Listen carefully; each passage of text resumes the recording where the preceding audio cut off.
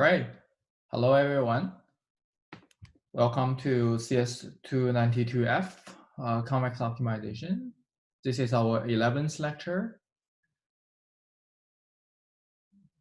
Can people hear me okay?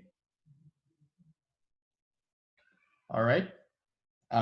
So today is the first lecture that we'll be moving into like a little bit of the discussion that goes beyond the first order methods, the first order gradient-based methods. So we've already set up all the foundations that are necessary for talking about algorithms. So as in the same like alternating flavor of the lectures, we spend some time to talk about convex analysis and convex optimization. And then we go back to talk about algorithms. So this is one of the lectures that are on the algorithms. So before we start on the lecture, I'd like to say a couple of things regarding logistics. I haven't been hearing a lot from you guys about scribing. So it's not surprising because most of the lectures until this point have been coming with the scribe notes from the previous year's offering of the class. But starting from this lecture, especially this lecture and the next lecture and the one after, we will have like very different materials from those that are were previously covered in the last spring.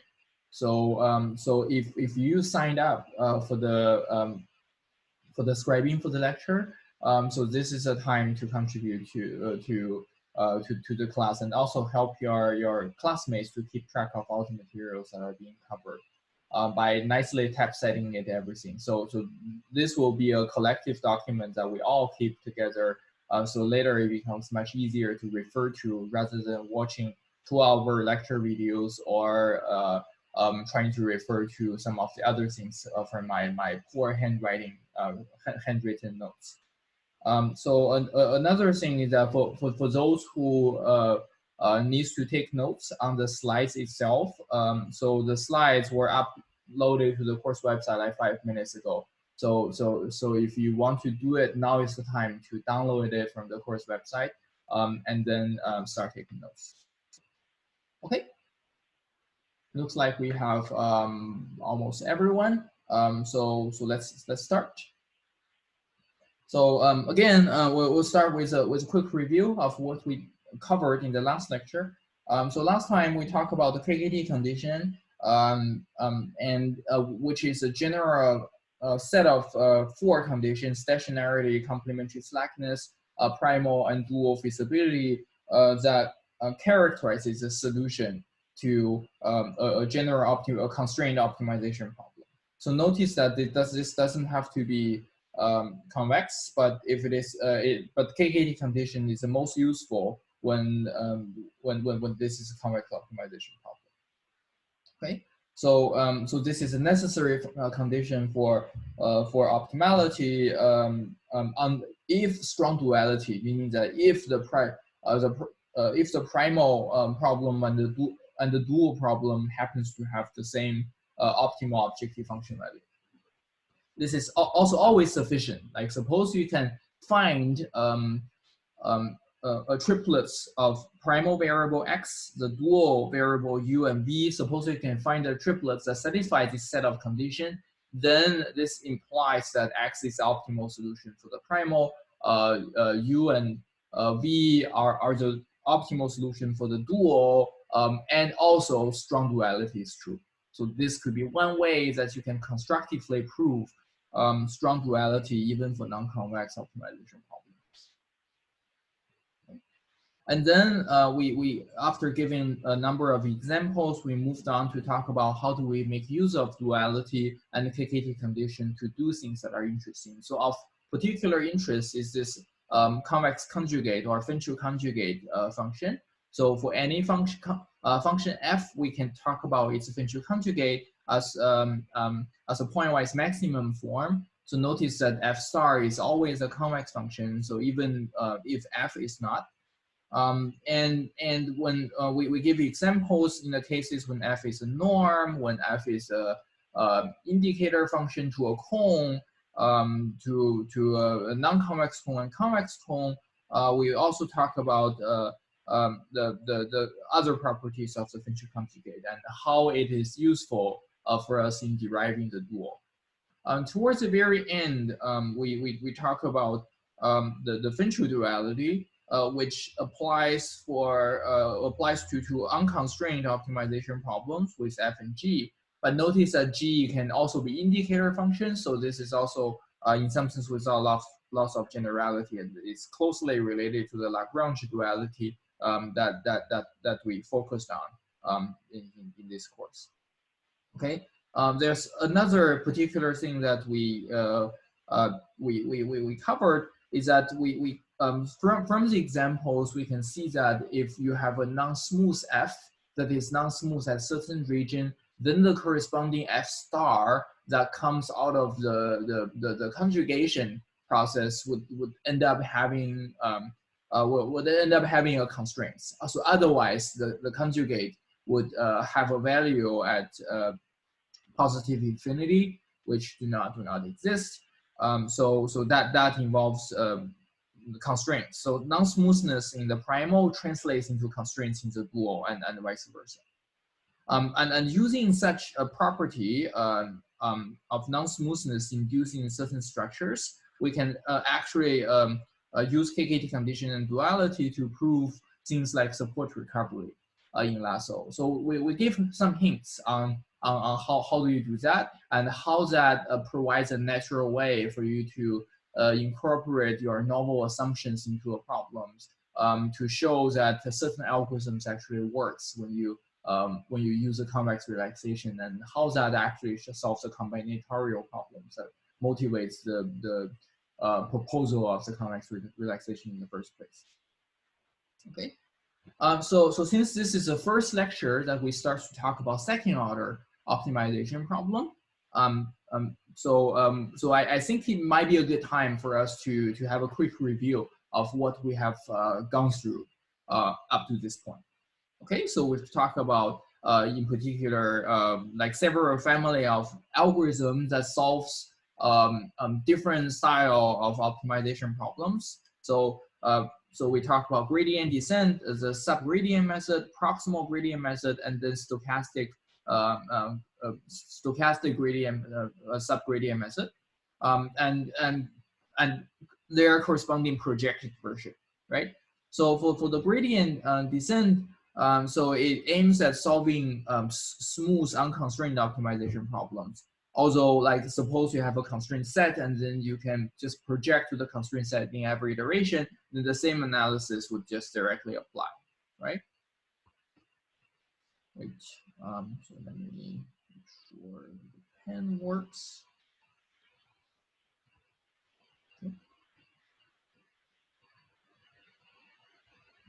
Okay, works.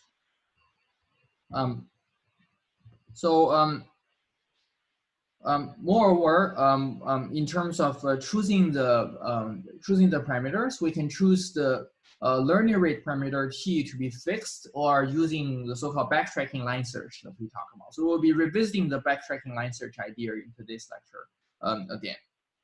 Okay, and so for gradient descent, we end up getting a rate of convergence of 1/k, which translates into iteration complexity.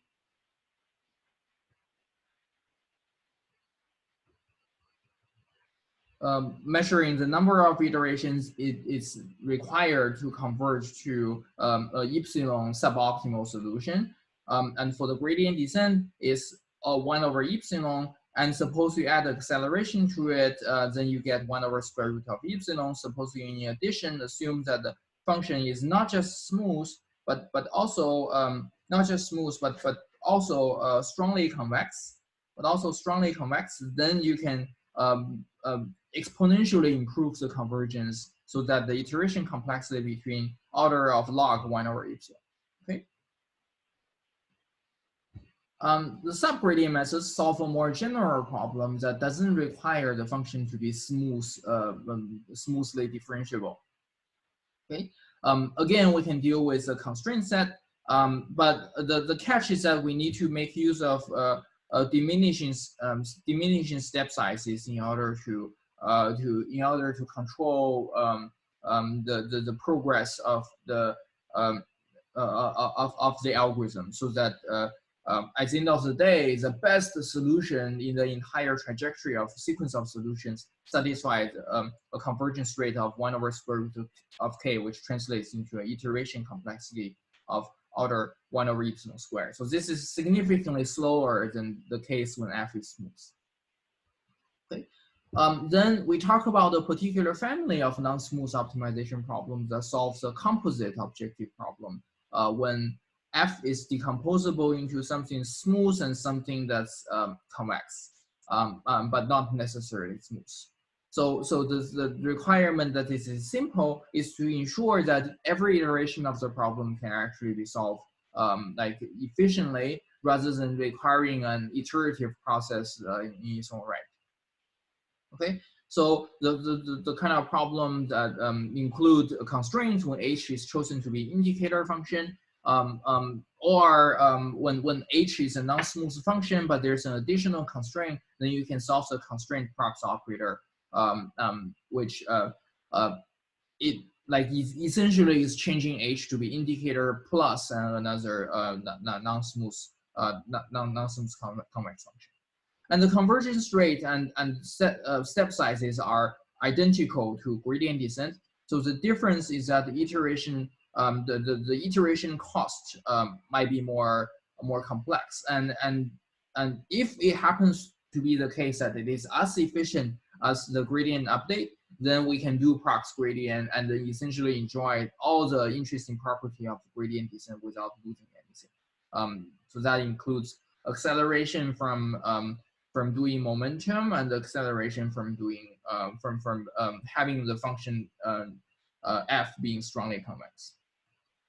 Finally, we talk about stochastic approximation methods, which deals with a case when you cannot really have access to the gradient. Instead, maybe it is more computationally efficient to approximate the full gradient with stochastic sampling. For instance, you can sample just one data point IID at random from your data set, and then compute the gradient with respect to that particular data point, and that serves as an unbiased estimator of the actual gradient. So with that, we can using diminishing step sizes, and we can have a much cheaper iteration cost, and essentially it gives you the same guarantee of 1 over epsilon squared. So notice that this also covers the case when f is not smooth. So with when f is not smooth, so the stochastic subgradient method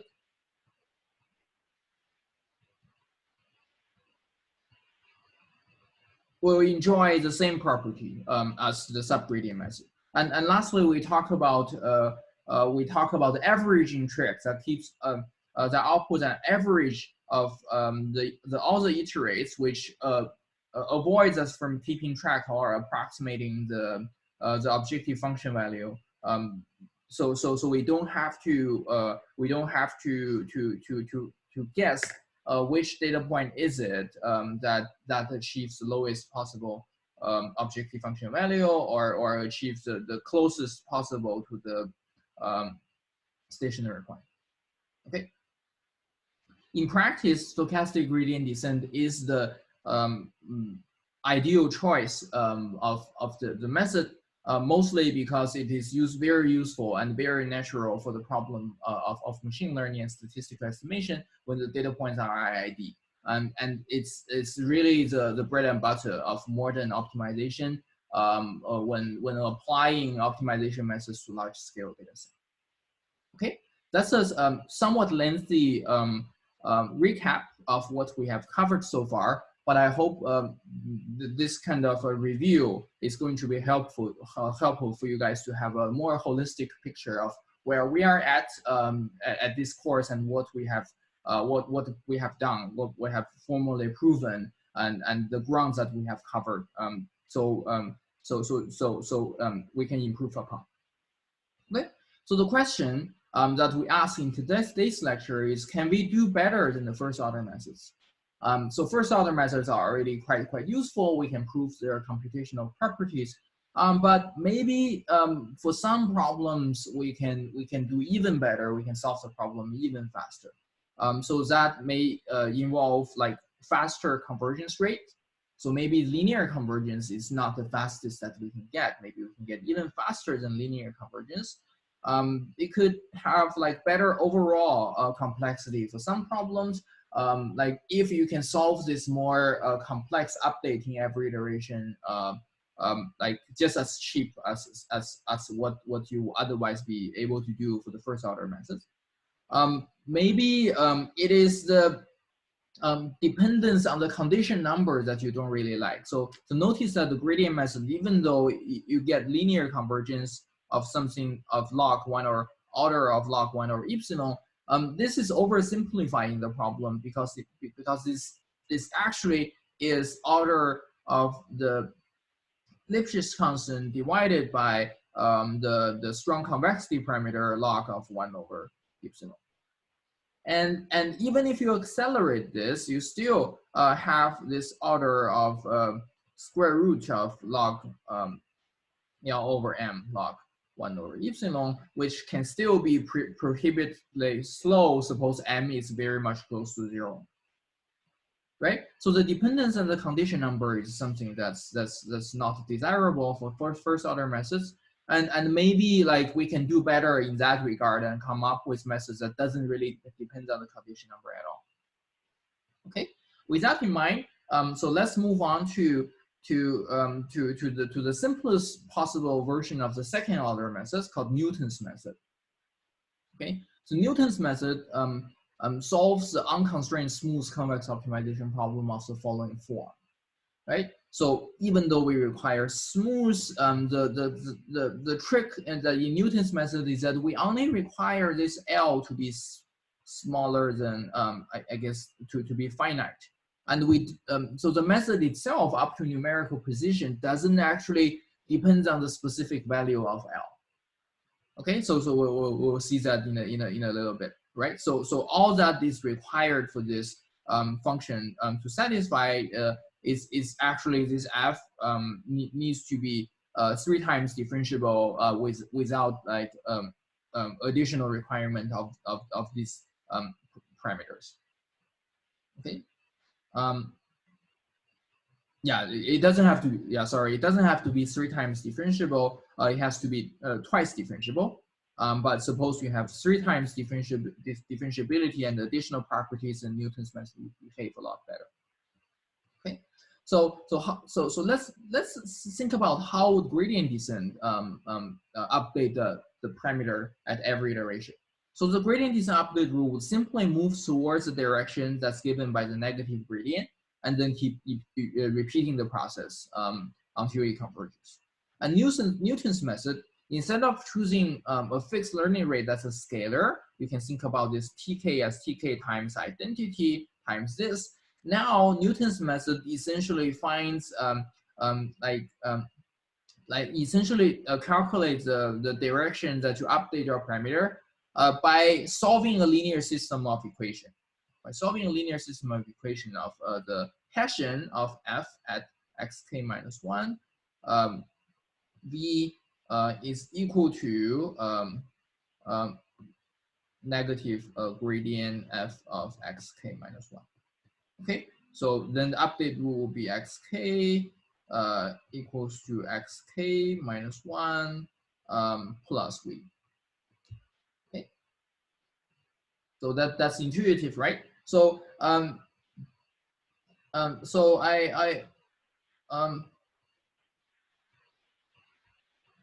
so suppose this is actually a quadratic problem, right? Suppose f is a quadratic problem. Then this Hessian is fixed and independent to xk k plus 1. Like suppose f is equal to say q x transpose q x plus say b transpose x when q is positive definite, and then so let's see what this equation is like, right? So if we take the gradient of this function, we get q of x plus b of x, gradient of f at x is equal to this.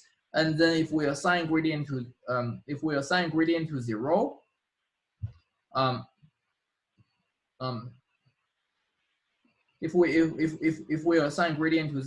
then we get x is equal to minus b minus q inverse b.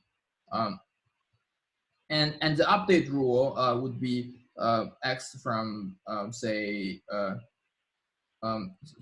suppose x0 is chosen to be 0, then x1 is equal to, by the Newton's update, x0 minus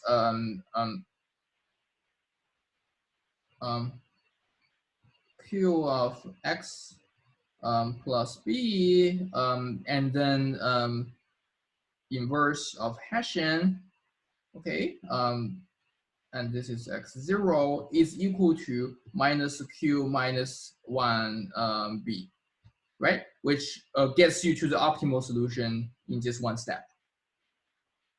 Okay. So so one way to interpret Newton's method is to think about it as a more like a more delicate choice of the quadratic approximation in every iterates.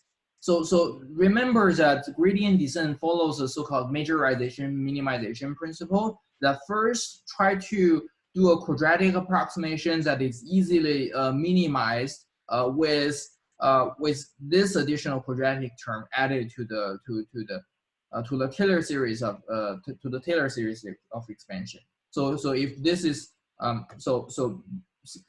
we said that this is majorization. So suppose this is always an always upper bound. So suppose the last term is always an upper bound of y minus x transpose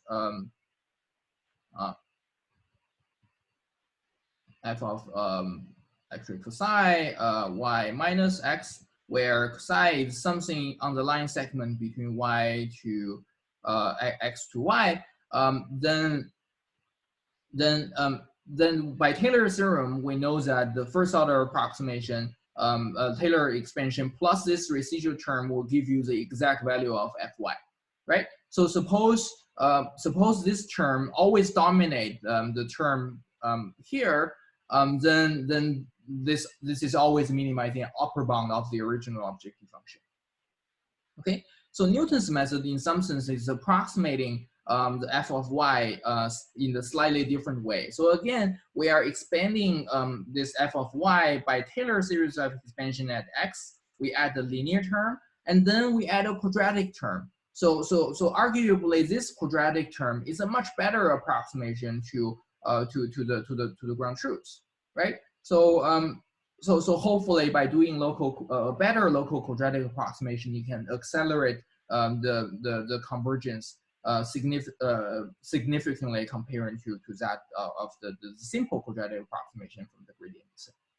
Okay, so this also explains why when f itself is actually quadratic, you get to the optimal solution in just one step, and that's precisely because you are directly minimizing the quantity that is already correct in the first place. Okay, so so let's visualize the convergence of Newton's method comparing to the gradient descent with a simple like bivariate example. So just two variable x1 and xy, x1 and x2. So first of all, it's easy to check that this is convex, this is quadratic function, and this is a log sum exponential function with an affine function plugged into the log sum exponential.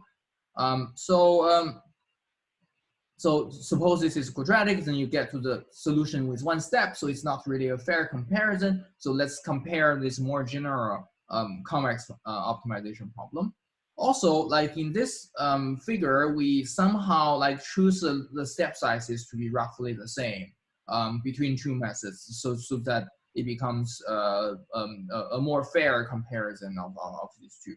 Okay, so the black curve measures the direction that's taken by the gradient descent method. So notice that this is an equipotential plot, and the gradient direction is perpendicular to the to the equipotential line, to the line that carves out all the level sets. So gradient descent takes this direction and move towards the normal direction of these lines, and then it gets to the optimal solution with many iterations. On the other hand, Newton's method will take a straight line from this point to the optimal solution, and takes a much fewer number of steps. Okay, from this we can see that if this ellipses from the level sets are more and more skewed, this means that the problem itself has a worse and worse condition number. The gradient descent obviously is affected by this issue because the size of the gradient is much smaller when you are here, and the size of the gradient is bigger when you are here. On the other hand, Newton's method seems to be more or less like unaffected by the conditioning of the problem at all. So here's what I'm gonna be talking about today. So we'll be covering other interpretations and properties of Newton's method.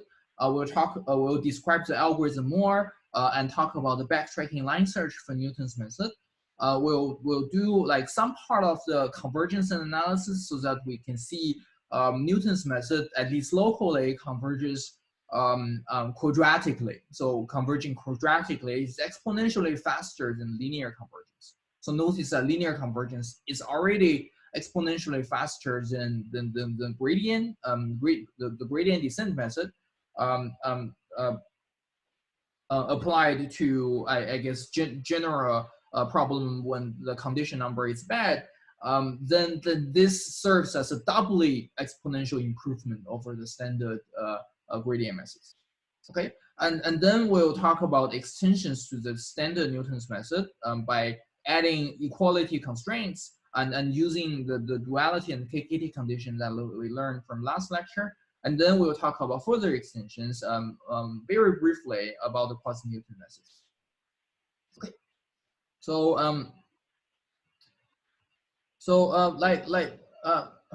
like we said, Newton's method can be thought of as linearizing the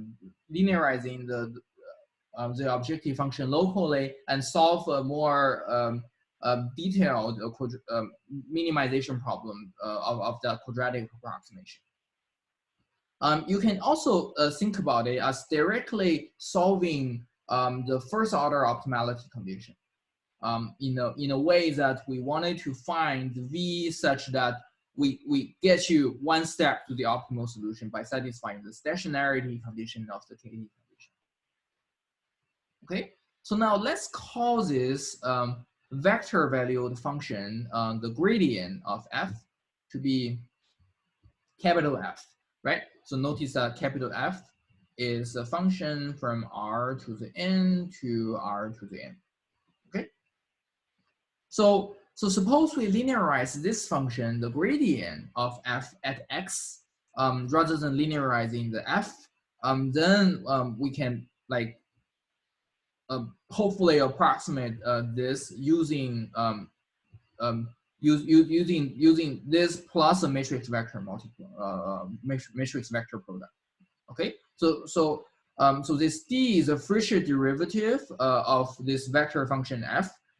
And then naturally this becomes a matrix of Rn by n. This is a vector of R to the n. So let's do the dimension check, and everything's nice.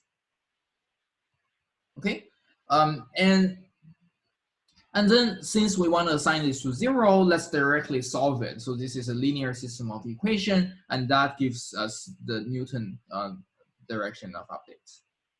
Okay. So in the old days, when Newton was originally inventing this method, it's not really used for solving optimization problems, but instead it was a more general problem, more generally used to solve a system of nonlinear equations. Okay, so when you want to solve like g of x is equal to 0, I think in the original context, Newton worked with only polynomial g, but the methods generalizes to other nonlinear function g. And then you can simulate this by iteratively doing this kind of updates so that you can start from the initial point x0 and hopefully it converges to one of the roots of this function g. Okay. So Newton's method. So one particularly interesting property of Newton's method is the so-called affine invariances. This means that suppose we reparameterize a problem with an arbitrary invertible transformation. So let's say that the original problem is try to minimize f of x. Okay. Let's now reparameterize the problem so that we want to minimize over y instead. And then let's call x equals to ay, right? So this becomes minimizing a of y. Equivalently, we can define g of y to be f a of y. Okay.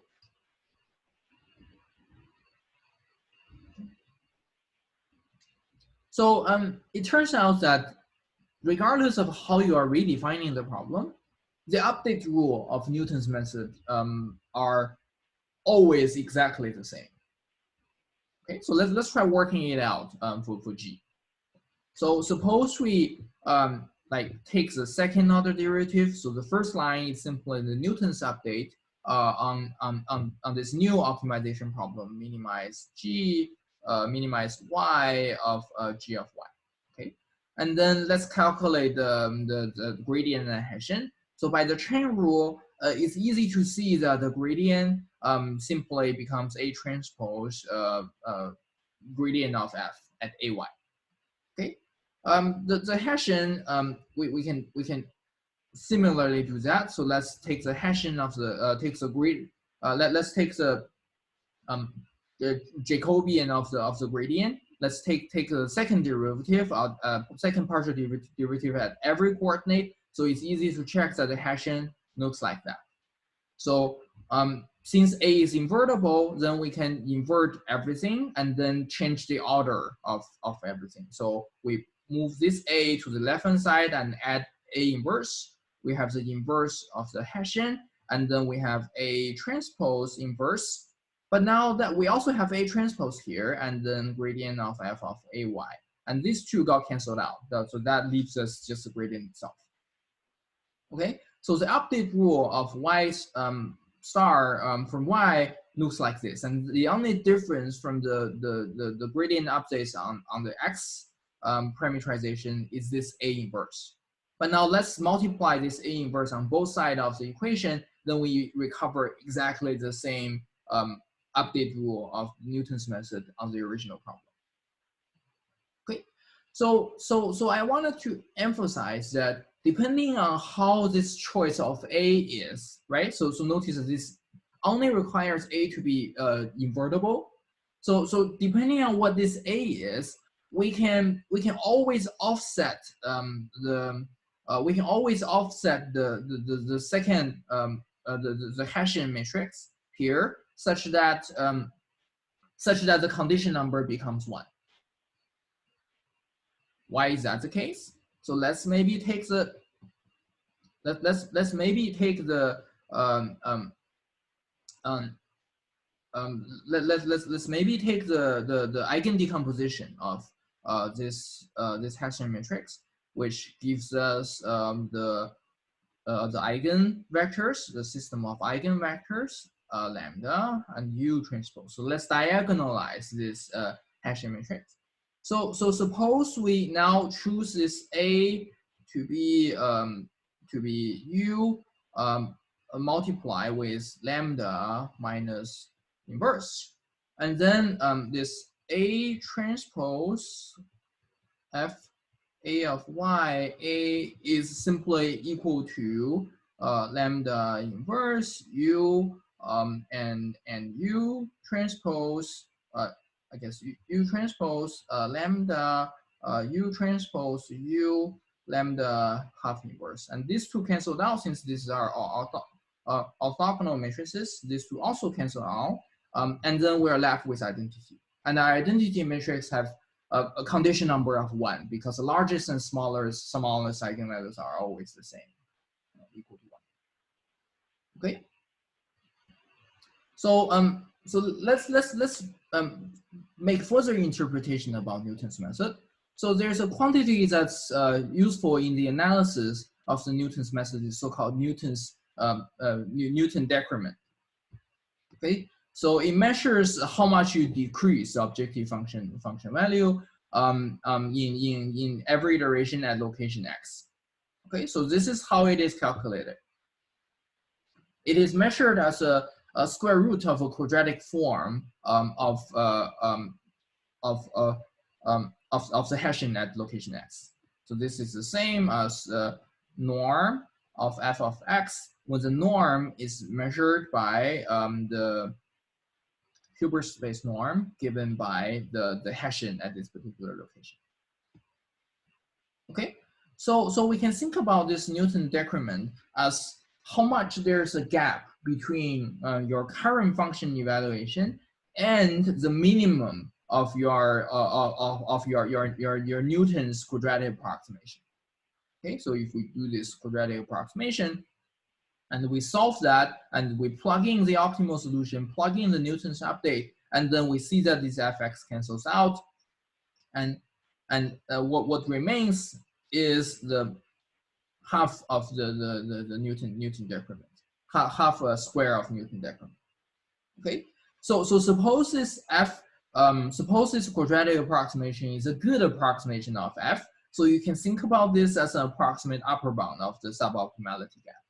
Okay, so the quadratic approximation doesn't really have to be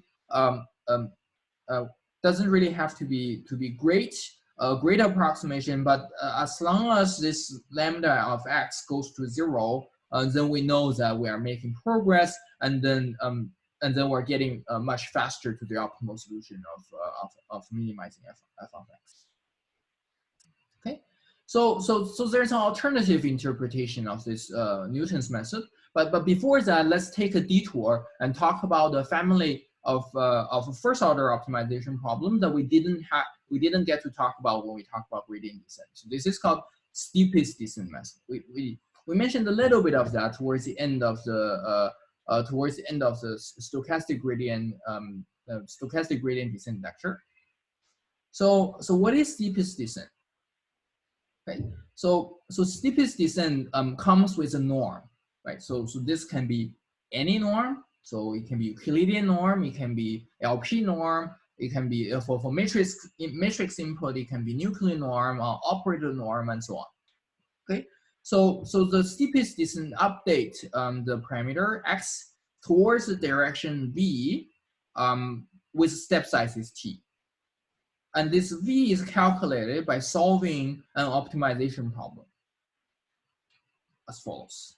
Okay, so you constrain your update such that the update such that this update satisfies the norm of that is smaller than 1, and then you want to move towards the steepest possible direction that's measured by this particular norm, by the geometry that's described by this particular norm.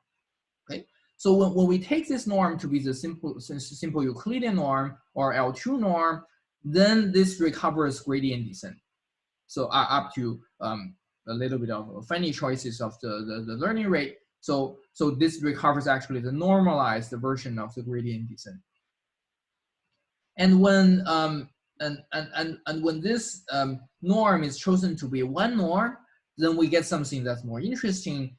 So notice that this is by definition. This is by definition the I guess a minimum of this of x w subject to w norm smaller than 1 is by definition the dual norm, right? The dual norm of f of x. This is something that you guys should have seen and should be familiar with after lecture, after the finishing homework 2. And we've also talked extensively about this in the last two lectures. Okay, so what is a corresponding arc mean that achieves this optimal value? So it turns out that if we choose this norm to be one norm, then this recovers the so-called greedy coordinate descent. So the algorithm works like the follows. We find the coordinates I of the gradient that has the largest absolute value. And then we move towards the negative direction only for that coordinate. So this E is a standard basis at this coordinate I star, and everything else is 0. We're basically moving towards a negative direction of the gradient, but only the coordinate of the gradient that has the largest value. So what if we take this norm to be infinity norm? Then we get something that's even more interesting that moves towards the sign of the gradient. So we talk about often in distributed optimization problems when we need to minimize the communication. So this essentially says that we are moving towards a direction that's completely independent to the actual values of this gradient, but only its sign, which means that if you run this algorithm in practice, then you get the compression by 32 folds from a floating point number to just a bit without losing anything. Okay. So why are we talking about this? So the question that we ask is that although steepest descent can be quite helpful in practice, the choice of this norm actually have a lot to do with how quickly this method will converge. So it's unclear with us given only this function to minimize fx, and maybe like an oracle to access its gradient and Hessian. What is the right norm that we should be using to make this fastest possible? Okay, so it turns out that another interpretation of the Newton's method can be thought of as a steepest descent method that chooses an adaptively chosen learning rate with an adaptively chosen geometry, with an adaptive choice of norm being described by the quadratic norm, the Hilbert space norm given by the Hessian of the objective function at location x. So this turns out to be a very natural norm to use for solving the optimization problem. And if we work this out, we know that I think I guess this is minus the norm because this should be maximum. Yeah. Okay. So if we work out the optimal solution for the steepest descent update, then we can check that this update rule so basically can work this out by writing down the Lagrangian and then write down the KKT condition and solve it, right? And by doing that, then you figure out that there is a Lagrange multiplier, which is a non-negative scalar u that you choose such that the KKT condition is satisfied. But the point is that the direction that this is updating the parameters is exactly the Newton direction. Okay, so it is in fact just the it is in fact it's the Newton's update. So remember that this v is equal to f of x inverse the gradient of f of x. Okay, so this is like the normalized version of the Newton's update with the step sizes chosen to be proportional to 1 over the norm of this descent direction measured in the natural norm of the problem. Okay, so if we just apply the definition of the dual norm, then we get that this is also equal to the norm of the gradient measured by the inverse of the Hessian norm. This is simply by the fact that the quadratic function's the dual norm is just a quadratic function norm that's given by its inverse. Okay, and what is this? This is lambda f transpose f of x Hessian inverse f of x, and then takes the square root. And this is the same as lambda of x as we defined 2 slides before this. Okay, so I'd like to emphasize that the Newton decrement, so this lambda x is a quantity that's independent to the conditioning of the problem. So we can similarly do any invertible linear transformation of the objective function value. Sorry, of the argument of the parameter, and then define something else. Then the corresponding Newton's decrement would calculate into exactly the same value. Okay. So how does Newton's method converge? So far we've talked about the Newton's update with the learning rate choices to be always 1. So it turns out that like the pure Newton's method, so we call that the pure Newton's method, like may not always converge.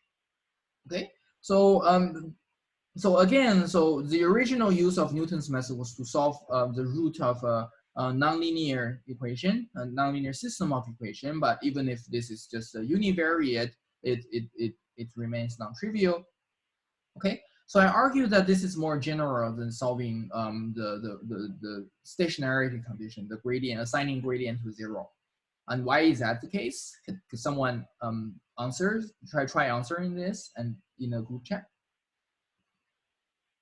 Why is the original purpose of Newton's method for solving a system of nonlinear equations more general than solving the optimization problem by simulating the first order optimality condition?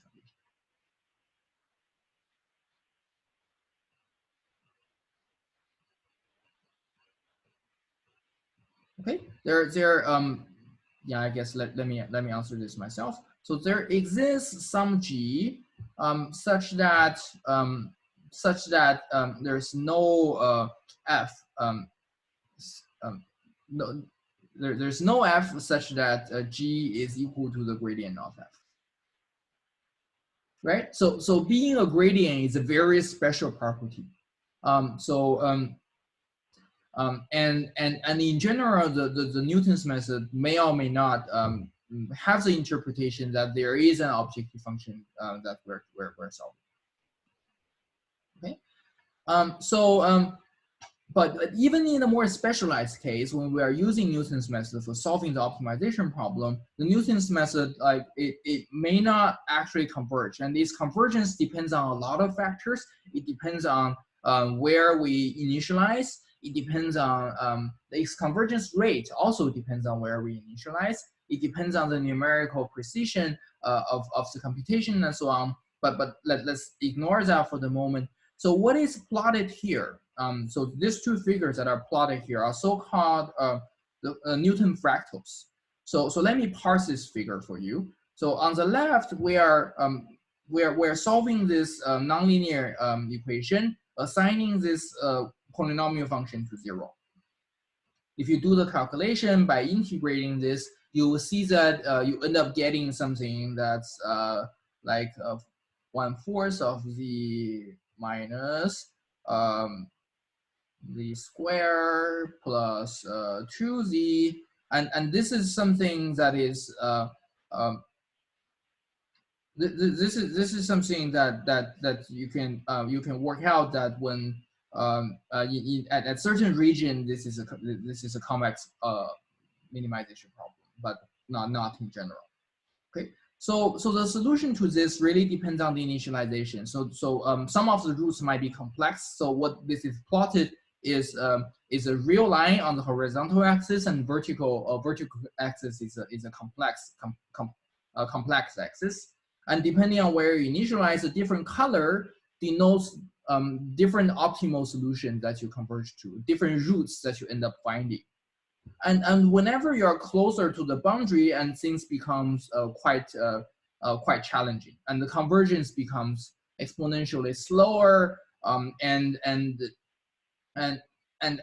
as you can see, like there are regions with pockets of very colorful regions, which means that a tiny move in your initialization will result in a huge instability in which solution that you end up getting. Okay, and sometimes it doesn't converge at all. Sometimes it simply blow up, and you have the Newton's update becomes a divergent, give you a divergent sequence.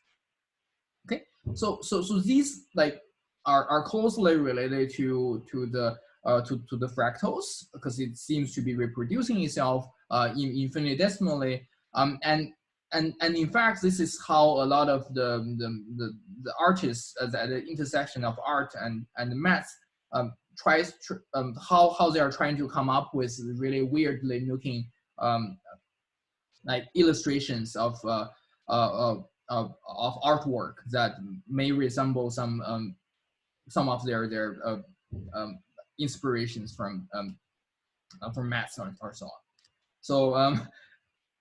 So the conclusion is that the pure Newton's method doesn't really converge. At least it is like somewhat complicated to figure out when it converges and when it does not. Okay. So the saving grace is that for convex optimization problems, we can actually come up with a modified version of the Newton's method that use backtracking line search to adaptively choose the learning rate at every iteration.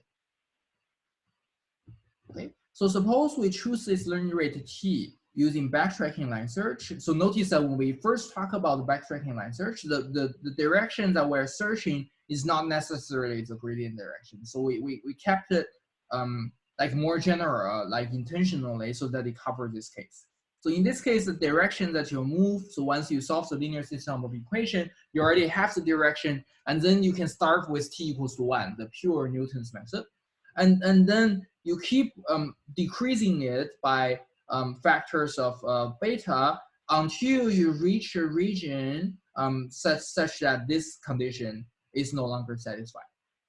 So whenever backtracking line search stops, it satisfies that f of x plus t v is smaller or equal to f of x plus alpha t gradient of f x transpose v. But what is v? So v is a Newton direction, right? So substituting this v into here, we end up getting that this is equal to minus alpha times t square of the Newton decrements. See, what this is saying is that in every iteration, so this is like a descent lemma. So what this is saying is that suppose we use backtracking line search to adaptively choose the learning rate t, then in every iteration, the choice of this t given would lead to a sufficient decrease of the objective function value by this much. Okay. So let's get Newton's method into action. So let's consider the same old logistic regression problem that we have been using. So in this case, the gradient descent it converges more or less linearly and up to the numerical precision. So this is L2 regularized logistic regression, and the Newton's method it converges like a lot faster. So instead of having a linear line, you have something that's like a quadratic line that goes to 0. So notice that this is already a logarithmic scale. So this is a semi-log plot when the y-axis is in the logarithmic scale. So this improvement is exponential over something that is linear. Okay. So in terms of the number of iterations, Newton's methods is strictly superior to the standard gradient based methods. Okay, so let me parse this theorem for you, and then we'll go to our break. So here's an analysis of Newton's method, or like the Newton's method with backtracking line search. So the assumption, like in the gradient methods with say strong convexity. So let's assume that this F is smooth or the gradient is Lipschitz with parameter L, and F is strongly convex with parameter M. So this indicates that the Hessian of F at all x satisfies that it is lower bounded in semi-definite ordering with identity times M and upper bounded by L times I at any x. Okay, so it's a very strong set of conditions, but let's work with it. So in addition to these, the basic version of the convergence theorem for the Newton's method requires additional like smoothness condition. So this is called the Hessian-Lipschitz condition. So so the Hessian satisfies the Lipschitz condition, which says that for any x and y, okay, so the operator norm of this Hessian is smaller than m x minus y.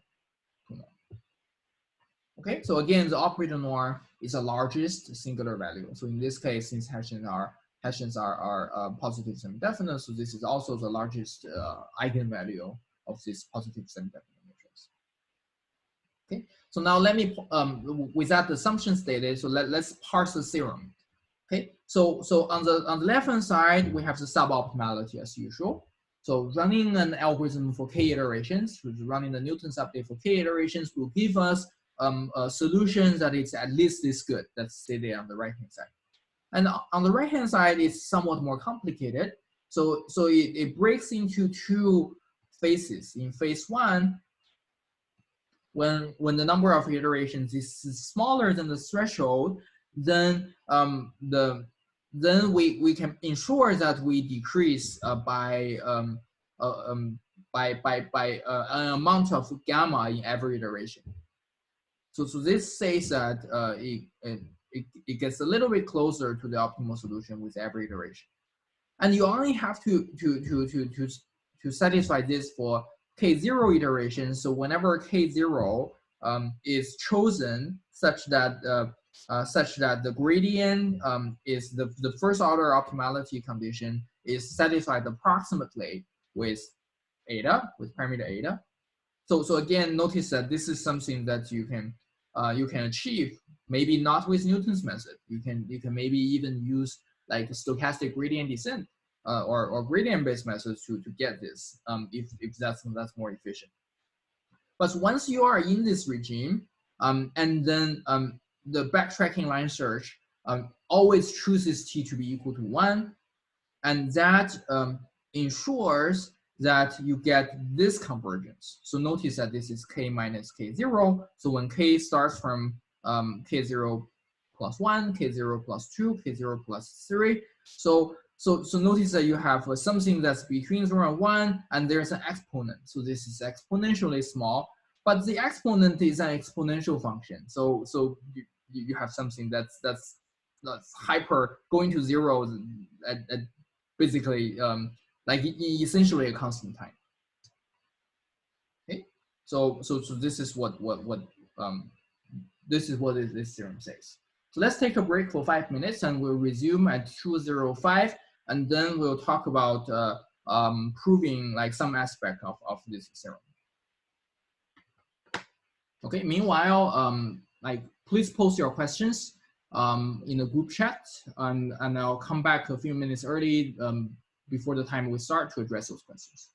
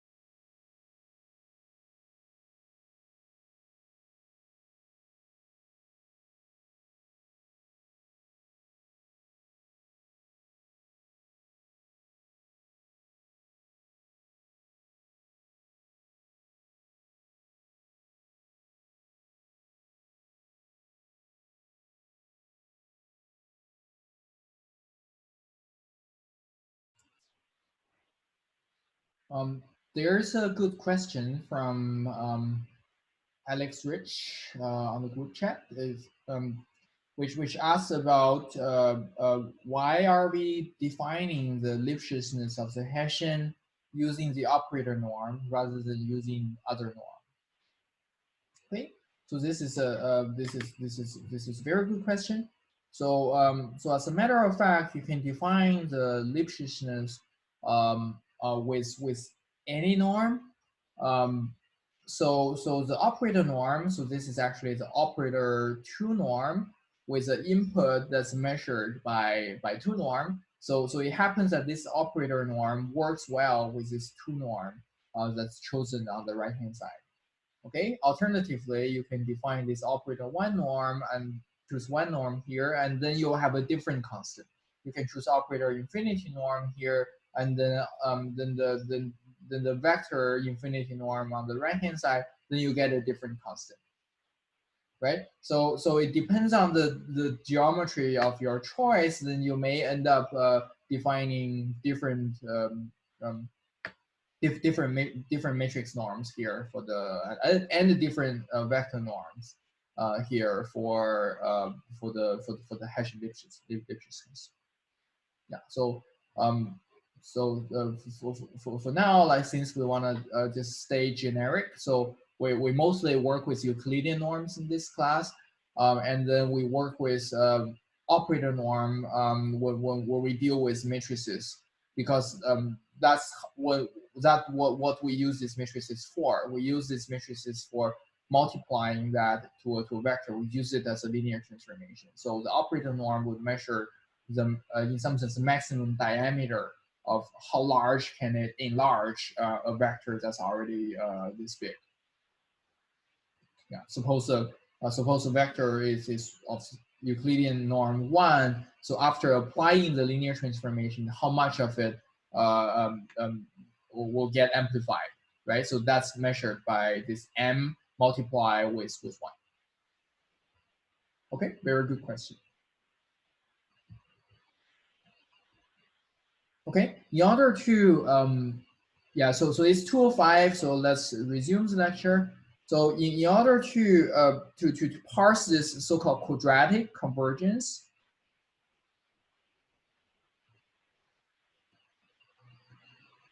let's so this is local quadratic convergence. So local because we need some locality to first be satisfied before it enters the region where we have quadratic convergence. So let's try to calculate the iteration complexity after k0. Okay, so so k minus k0 so it's equal to something as a function of epsilon, the desired suboptimality. So let's assign this epsilon to be, so let's ignore the leading constant with small m's and big M. So let's say that this is equal to half to the power of 2 to the power of k minus k0 plus 1. Okay, let's take log on both let's take log 1 over on both sides. So we get log 1 over epsilon. This is equal to 2 times k minus k0. So maybe this is log 2, and then minus log of half gives us 1. Okay, let's take another log. We get log 2, 1 over epsilon. So this is equal to k minus k0, order of k minus k0. In other words, the iteration complexity involves the iterated logarithm. So that's why it's quadratic. So linear have 1 log. So quadratic convergence have 2 logarithmic factors. That's together, and then you can think about you can further define like sometimes you do this, you will see like cubic convergence would mean an iteration complexity of log 1 over epsilon. So that happens sometimes when we deal with Rayleigh ratio and deal with like power methods kind of analysis for solving numerical linear algebra problems. Okay, but I want to emphasize that something that's log is already like as small as you get in practice. So if you substitute this log n by substituting this n to be the total number of atoms in the entire universe, then you get something that's like roughly 22. Okay, so that's how small this is, how slow growing that these log factors are. Okay, so let's analyze let's analyze the convergence of the Newton's method. Okay, so so let's move to the written parts of the notes. Okay, so again, let's start by like restating the theorem. So there are two phases that the theorem is predicting. First of all, f of xk minus f star is smaller than f of x0 minus f star minus gamma k. Okay, this is for k smaller than k0. And the second phase is fxk minus f star is smaller than 2, m to the power of 3, capital M to the power of 2, and half 2 to the power of k minus k0 plus 1. This is for all k larger than k0. Okay, and we say that k0 is the number of steps onto the gradient of fxk. I guess k0 plus 1.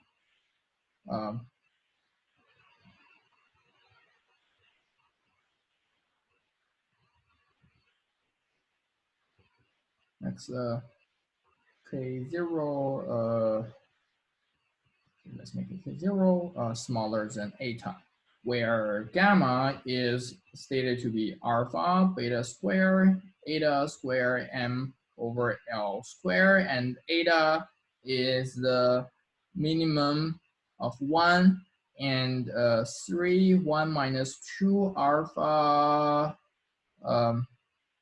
m square over m. Okay, so this is a complicated looking statement, and we're analyzing this under the assumption that f is L smooth, m strongly convex, and m Hessian-Lipschitz.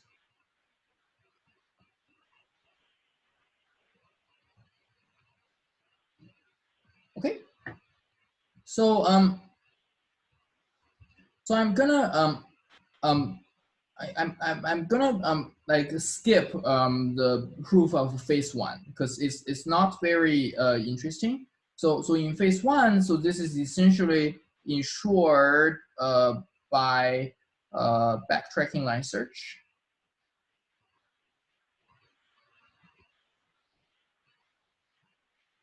And then with all these assumptions that we're making, we can show that with this choice of gamma in every iteration xk plus 1 minus f of xk, this is smaller than minus gamma. Okay, so you can prove this by using the condition that's ensured by backtracking line search and then applying these this smoothness and strong convexity conditions. So notice that alpha and beta are parameters of the backtracking line search. Okay, alpha smaller than and beta smaller than 1. Yeah. So these are hyperparameters of the backtracking line search that you can choose. And well, with these choices of hyperparameters, then the stopping condition for backtracking line search would lead to a descent direction. So what this is saying that by applying these conditions that we assume on F, then we can establish that every iteration would decrease objective function value by at least gamma at any location. Okay, so I'm gonna skip this. So I'll leave this as an exercise. So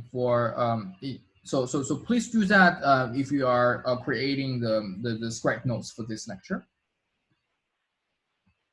And then in the second phase, let's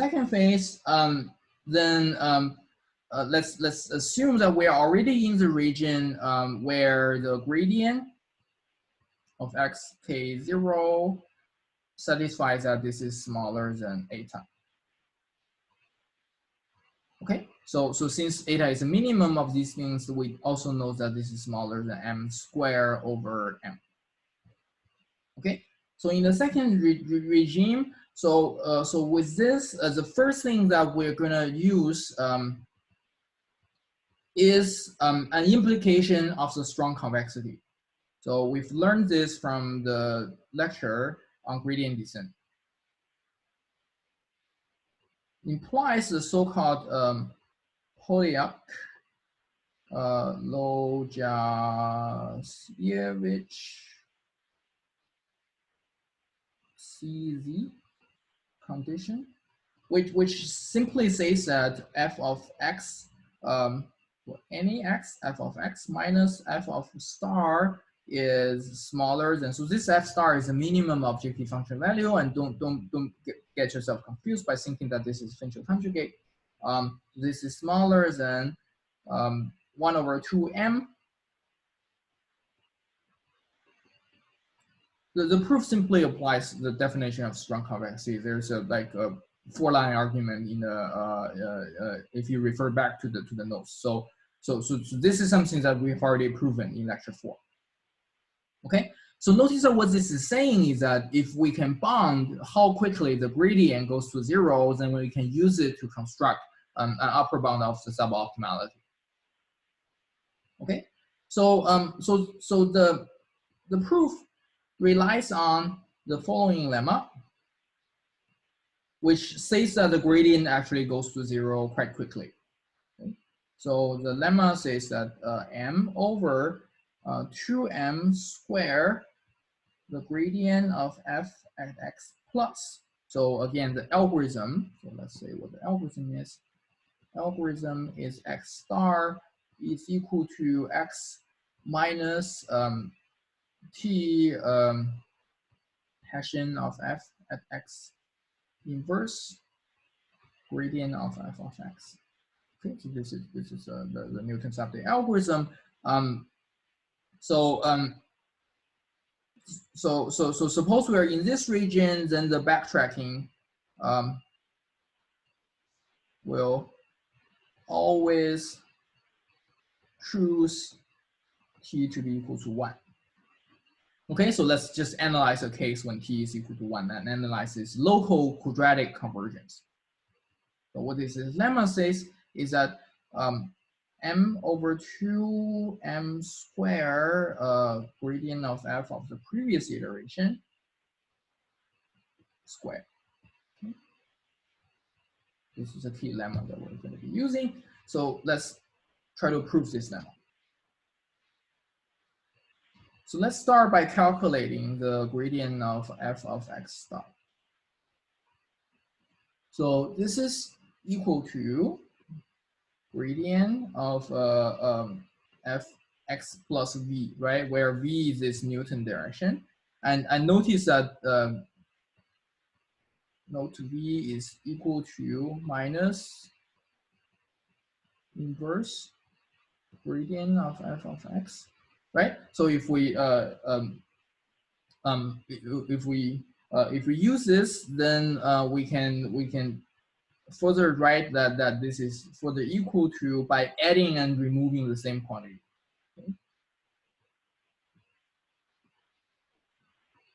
let's add this gradient of fx back, but let's add it back by writing since the gradient of fx is equal to the Hessian of this multiplied with v, right? So this is a linear system of equations. So let's add back. Now there's a minus sign here. Minus sign here. So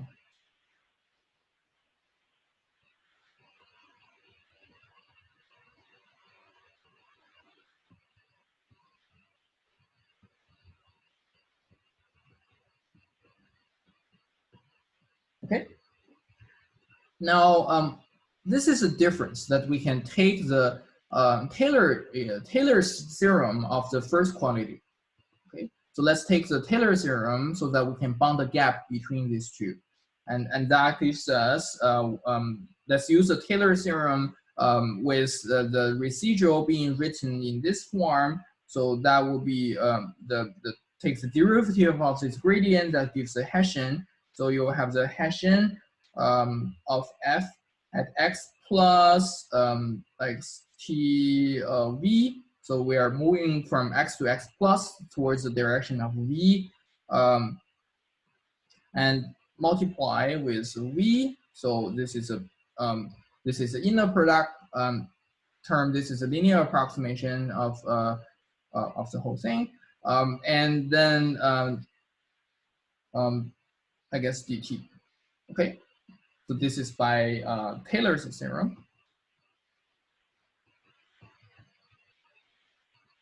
Minus the Hessian of fx. Okay, so let's move this subtracting of Hessian of fx inside this integral. So that gives us 0. So this is a line integral on the line segment. So this is a univariate integral just by tracing the line segment between x to x star. So let's say b here. Get Hessian of fx plus tv minus Hessian of fx v. Okay, and dt. Okay, let's continue the calculation in the next page. So so by Jensen's inequality, so let me write the last line of the previous page.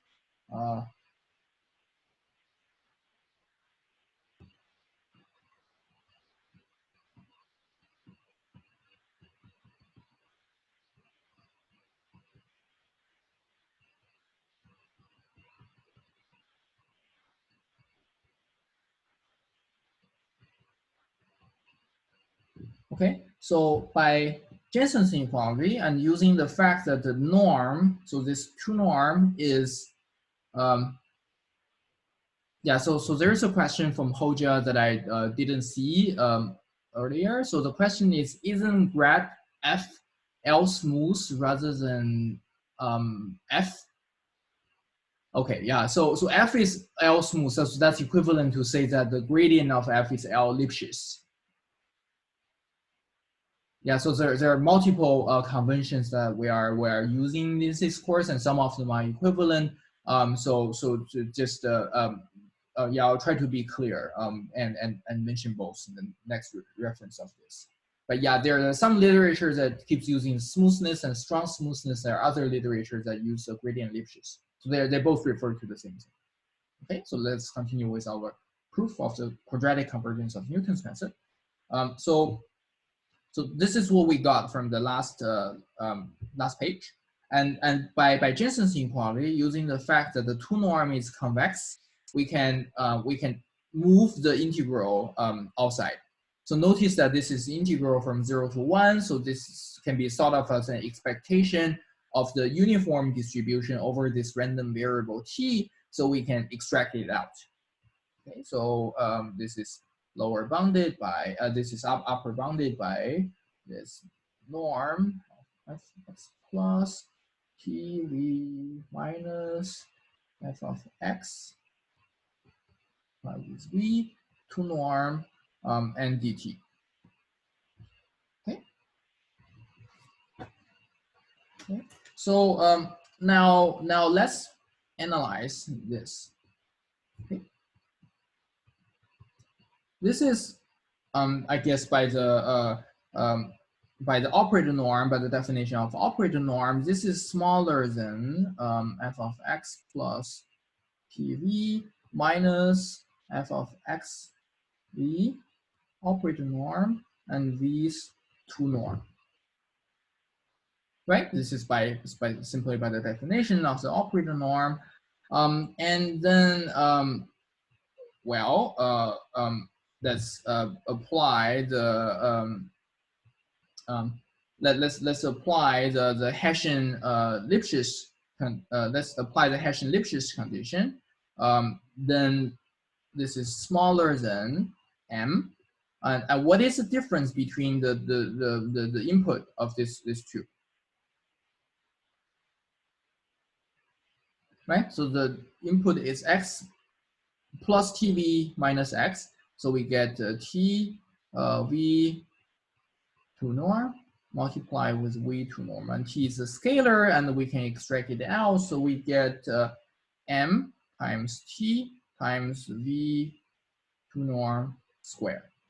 So with this, we can substitute this back into the integral, and notice that a lot of these things are now independent to t, so we can extract it out. We get m times v 2 norm 0 to 1, and basically just the t dt. Okay, the integral of t from 0 to 1 is easy, and this is equal to that's half t squared from 1 to 0, and that gives us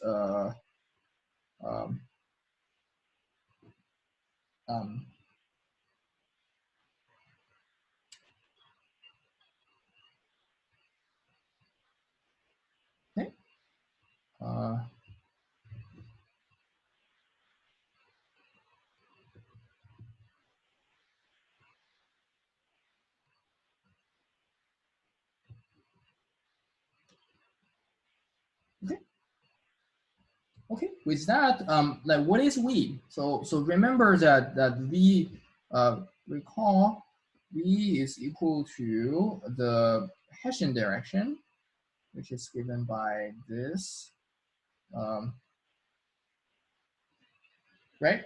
So let's substitute this, and then we get half. Wait, where are this m squared coming from?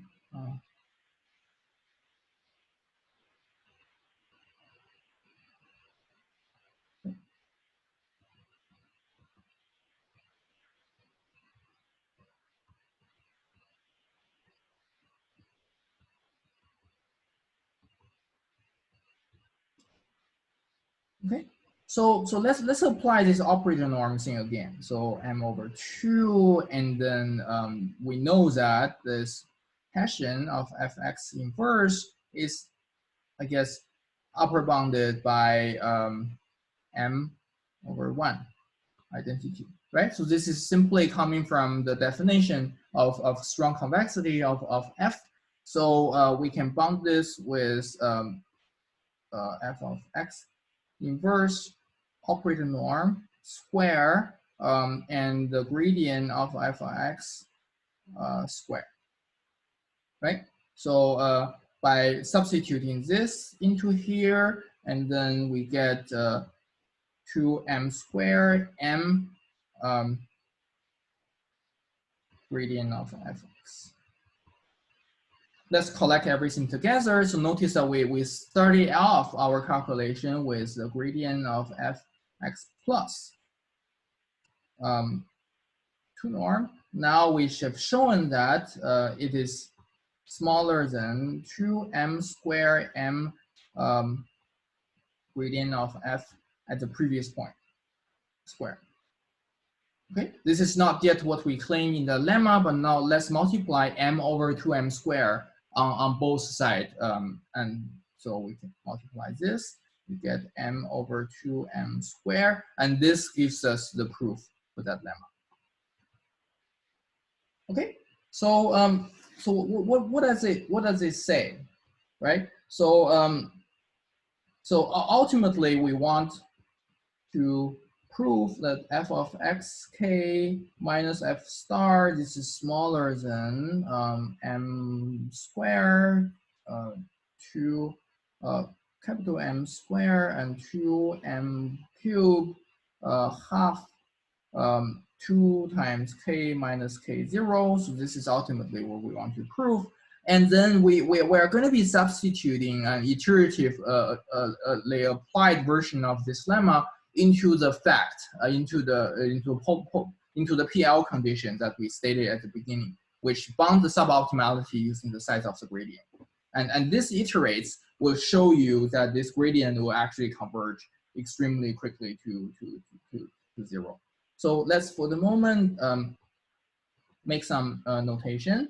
Let's call this. Let's say this is a case iteration. Let's call this alpha k. Let's call this, in the similar notation, alpha k minus 1 squared.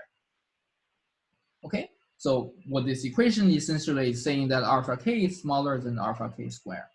So so we can write alpha k is smaller than alpha k minus 1 squared, and then by applying this again, we get alpha k minus 2 squared smaller than, of course, alpha k minus 3 to the 8th, and smaller than dot dot dot, smaller than alpha k0 2 to the power of k minus k0.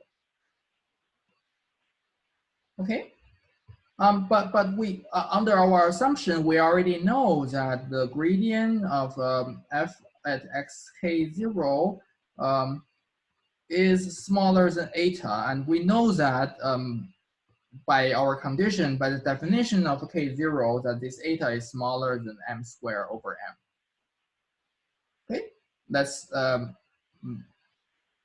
multiply this scaling factor m over 2m squared on both sides, m squared. So the right hand side becomes half, and the left hand side becomes, by definition, the alpha of k0.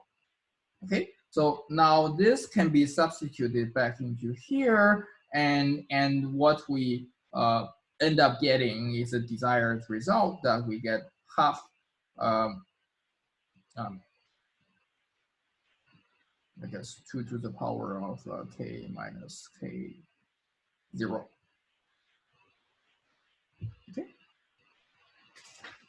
Yeah, and that concludes the proof.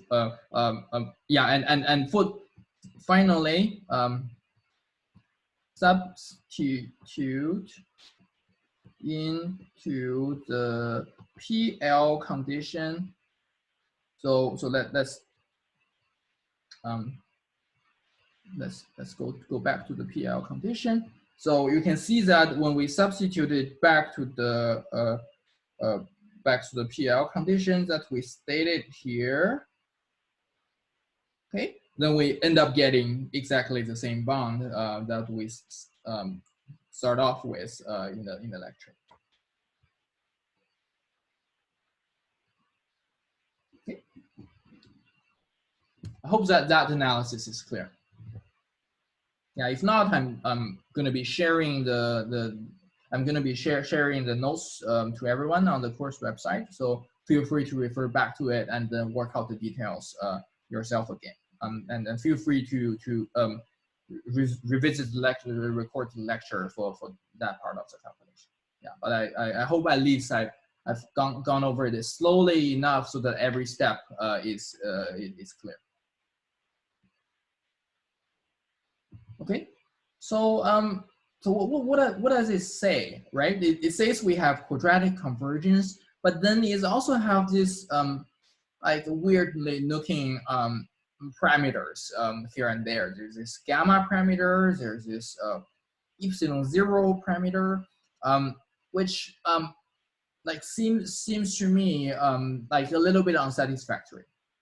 This is especially the case since we know that from our previous calculation that Newton's method doesn't really depend on the condition number. So the algorithm itself doesn't really care what this value of L and what this value of M is. So L over M can go to infinity as long as it is small, as long as it is like finite, it can be arbitrarily large.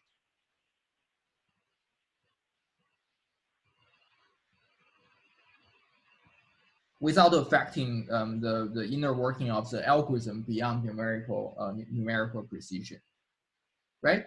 On the other hand, the theorem itself seems to depend on L and M in meaningful ways, where this gamma parameter and this epsilon zero parameter specifically depend on M. Right? So if this M is really small, then the theorem is not really predicting the affine invariance of the Newton's method itself. Okay, so that's very unsatisfactory. So so it turns out that so in order to see like to have like a more practical and more precise description of how Newton's method work, so we need to like make additional assumptions on the function. So these are a set of sufficient conditions called self-concordance that we can use to describe a convex function's smoothness, so that functions under this condition can be shown to converge by Newton's method without requiring too much additional dependence on the condition number. Okay, so let's parse what self-concordance means. So for now, let's consider this function is univariate. Okay, so this univariate convex function is called self-concordant if the third order derivative at any location x is upper bounded by 2 times the second derivative to the power of 2/3. Like it's somewhat a technical condition. It says that the Hessian, so notice that the third order derivatives measures how quickly the second derivative can change. This is saying that the third order derivatives can be bounded. How quickly the Hessian can change can be bounded by the value of the Hessian itself. Okay, so how do we generalize this into multiple dimension? So we say that the multivariate function f from R to the n to R is self-concordant if we restrict this to every direction. If we restrict it to every line segment, then it satisfies this self-concordant condition. Then we say that the vector the multivariate function f is self-concordant. So under this seemingly like contriving the assumption, then that's popularized by the Nesterov and Nemirovsky. So we've already talked about Nesterov multiple times in this course. So he's a pioneer of he's a pioneer of acceleration, of the computational analysis of first order methods, and he also has a role like with Arkady Nemirovsky in the development of the so-called interior point methods, which solves the convex optimization problems more generally. So if a function satisfies self-concordant, then we can minimize it without depending on all the like complicated Newton assumptions on L, M, and capital M. So specifically, the burn-in period that gets you to a local region where quadratic convergence starts to apply now depends only on how large the two gaps are and depends only on a constant that's a function of alpha and beta. So recall that these two parameters are parameters of the backtracking line search, and it has nothing to do with with a condition number. Similarly, that epsilon 0 also went away, and now we have a very clean quadratic convergence that that leads to a iterative logarithmic in the iteration complex. Okay, so this is a very clean result. So I won't be able to prove this theorem, but at least I wanted to help you build a little bit of intuition by maybe looking back on what we where we suffer all those dependence on L and M in the analysis. Okay, so so maybe let's go back to the proof and mark it a little bit. So notice that in this analysis, so let's worry mostly about the phase 2. Okay, so in this analysis, the first time that the first time that this term comes from, this dependence on M is coming from is in fact here, right? So this is where the M is coming from. We are applying the Hessian-Lipschitz condition.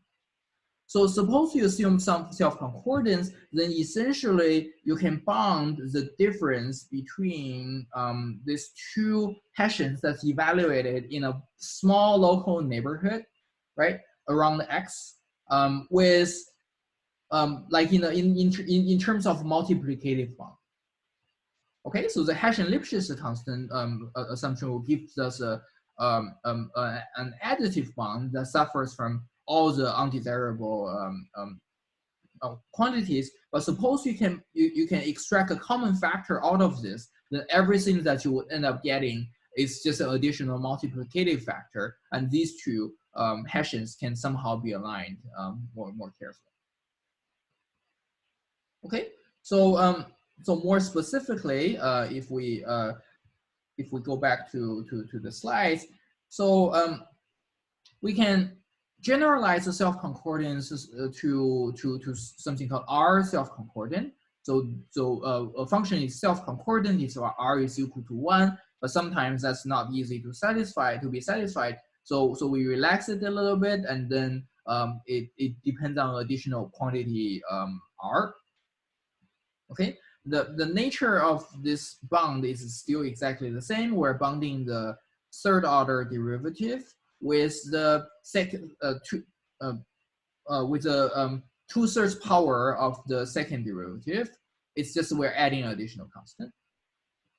So what this condition implies is that you can actually bond the Hessian at any location that's deviating from X multiplicatively in semi-definite ordering using the Hessian of function f of X. So if you substitute this back to the previous calculation, you will see that you won't actually have the unnatural looking M and L sticking out, but instead the matrices and the inverse matrices will cancel out more nicely. Okay, so that's how self-concordance is leading to a condition-free analysis of Newton's method. Okay, so we'll be revisiting this because we'll be talking about self-concordance a lot in the next few lectures and when we get to the online Newton's method. Like here are there are really not many functions that are self-concordant. So so typical examples that are self-concordant functions are the sum of logs. So these are the entropy functions, and the log determinant. The log determinant with matrix input are very similar to the sum of log, to the entropy function. And suppose G is self-concordant, then we can also take any linear transformation. So this stems from the affine invariances that motivates the Newton's method in the first place. So it turns out that if G is self-concordant, then we can add any linear transformation to it, and it remains self-concordant. So So this general kappa is essentially just R from the previous slide.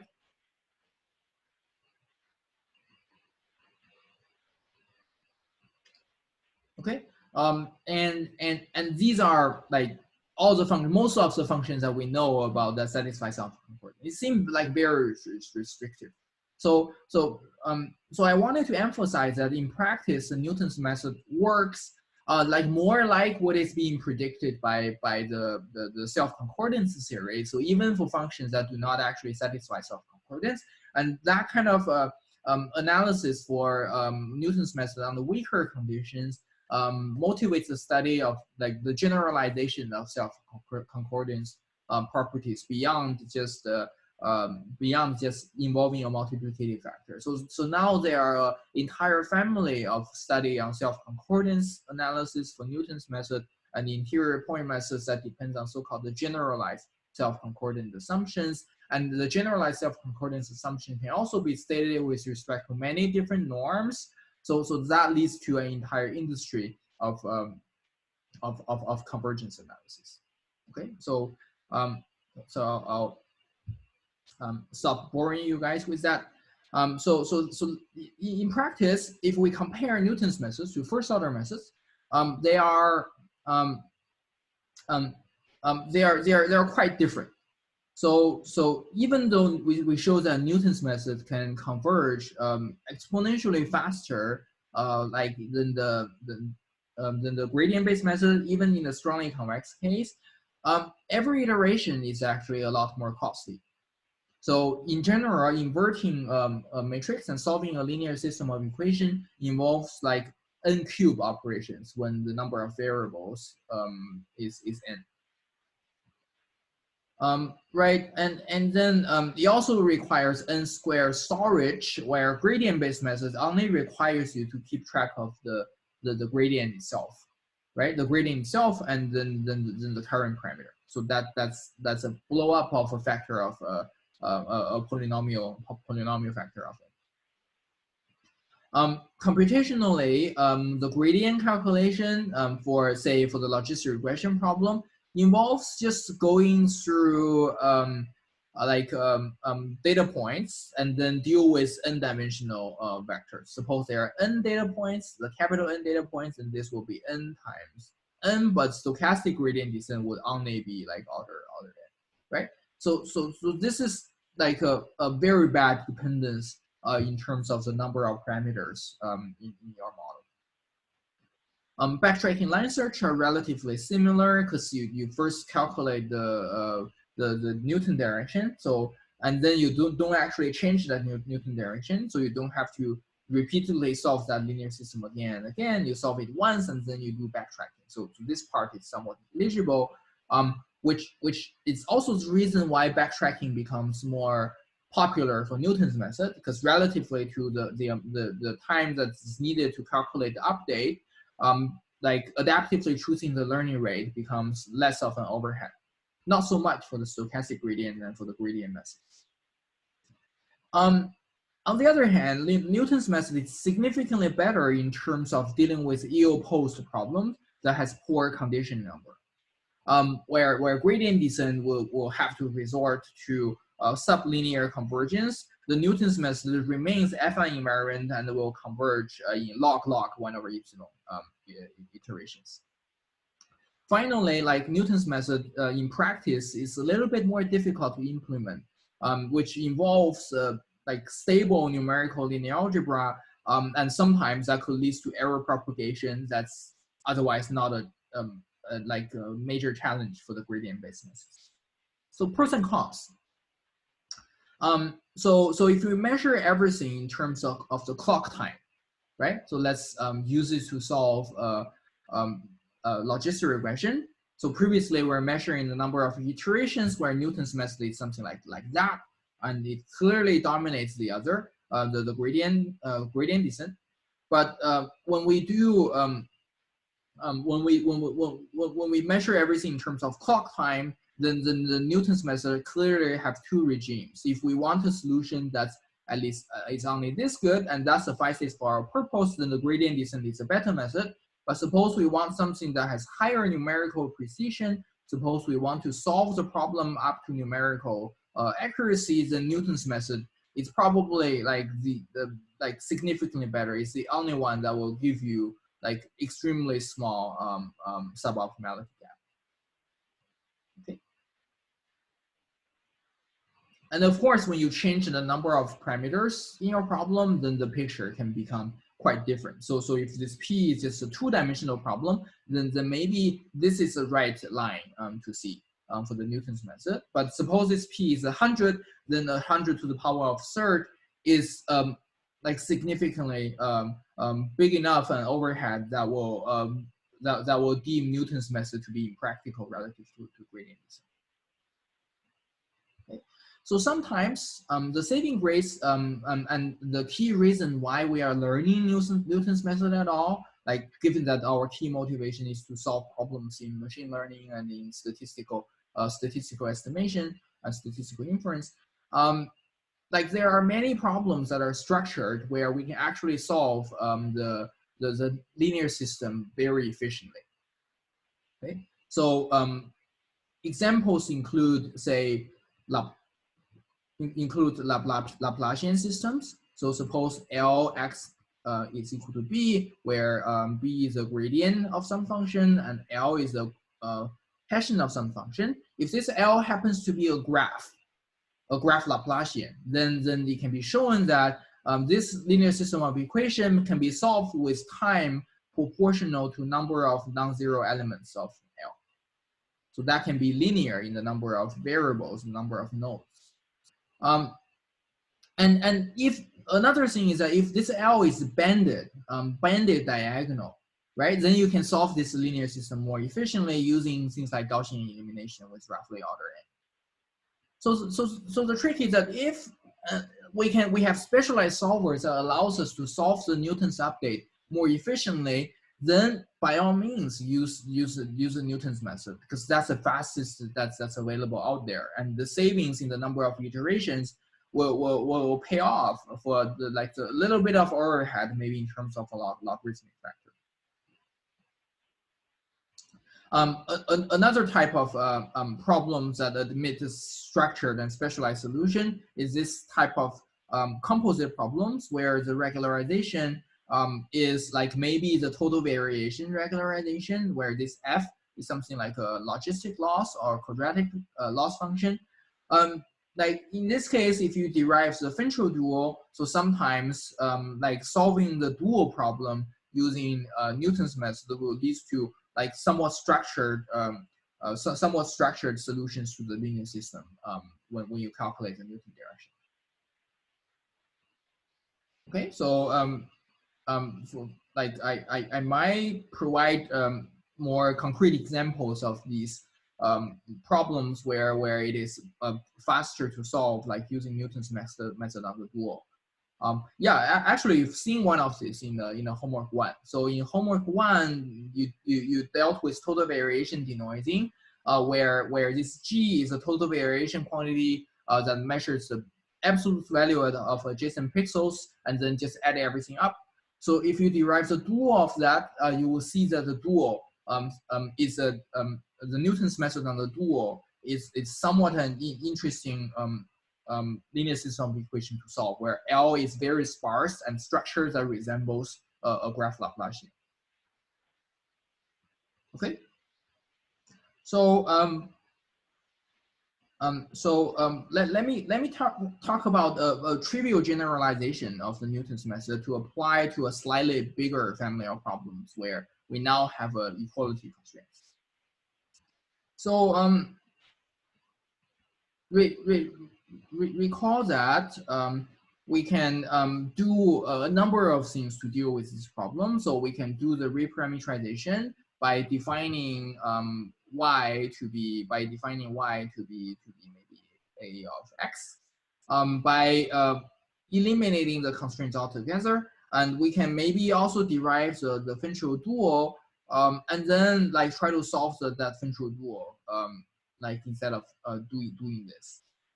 Like sometimes we are able to eliminate the constraints when we are working with the dual directly.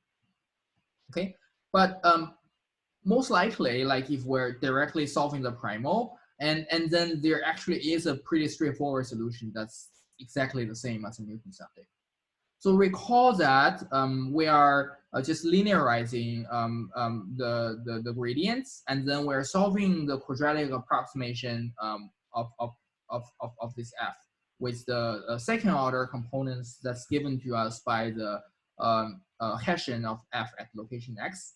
So this is a problem that we solve. So notice that with the constraints,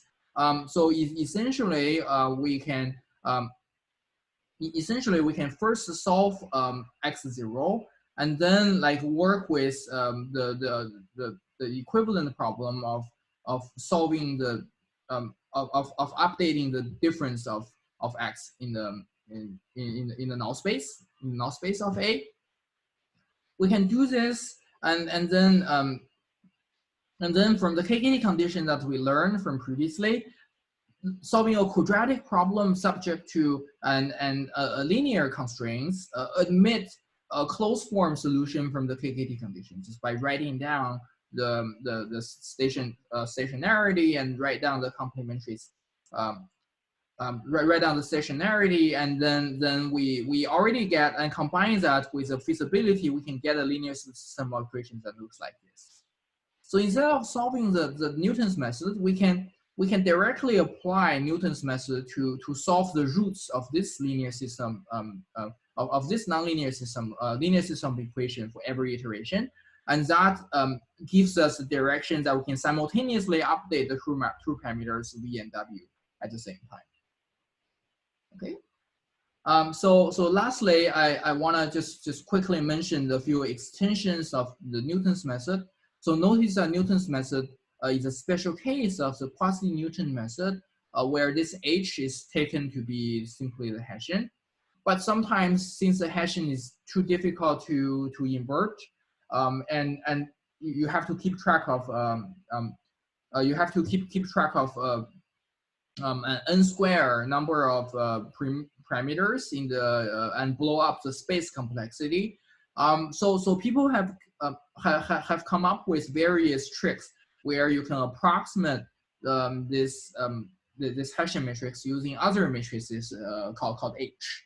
Okay, so different choices of H would lead to different versions of quasi-Newton methods that leads to different convergence bound and different computational properties in terms of both space and time. Usually, quasi-Newton methods are something in between, like the gradient methods and Newton's method, in the sense that it gets local superlinear convergence. It converges faster than the linear, but slower than quadratic. So usually, this means that doing like n steps or like square root of n steps of quasi-Newton updates would be equivalent to one step update of a Newton step. But suppose every iteration is significantly cheaper, then that's often worth it, right? So the key idea of various quasi-Newton methods is to somehow like distribute or propagate the computation of H or H inverse directly across the many iterations, so that you can update H on the fly while you update the parameter X. Okay, so popular examples include like the BFP algorithm or the BFGS. So the BFGS or the limited memory version of the BFGS are things that are very standard and can be thought of as a gold standard that comes out of the optimization community. So it takes more space, but computationally, every iteration is roughly the same as just doing the gradient update. But then it gets a superlinear conclusions. Okay, that's the end of today's lecture. So I leave all the references and further readings for this topic here. In the next lecture, we'll move away from Newton's method and talk about the further generalization of it called the interior point methods. So you can think about the discussion of second order methods as a like short detour of the course before we go back to the second half of the lectures on online learning. All right, thank you very much.